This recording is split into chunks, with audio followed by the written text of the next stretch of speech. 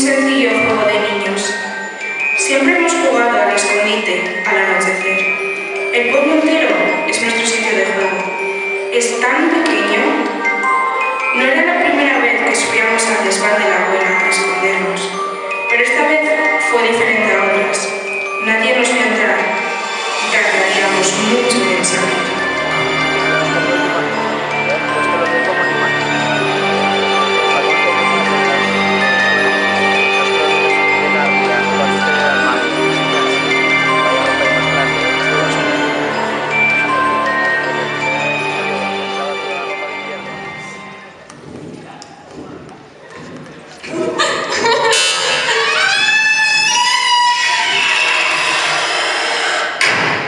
Os lo dije, ahora sí que la hemos liado. Esa puerta siempre se queda atrancada. No, que a mí me esperan en casa para cenar.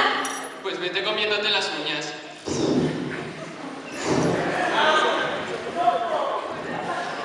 A ver, si intentamos abrir todo, conseguiremos abrirla.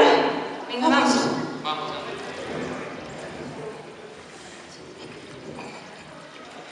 Una, dos y tres. Nada, imposible. Pues bueno, seguro que tardan en encontrarnos. Bueno, así nos quedaremos a cenar. ¡Con los fantasmas! ¿Quieres parar, tonto? Increíble, no hay cobertura.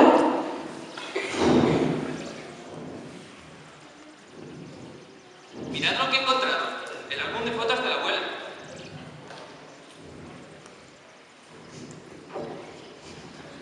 Jope, vaya fotos y cuánto polvo. Anda, mira. Vaya foto más curiosa. Unes niñes vestidas de asturianas.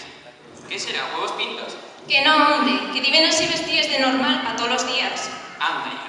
Claro, y son muy jovencitos y con la pandereta, así que igual iban al baile o a una romería, a cantar, a tocar, a ligar.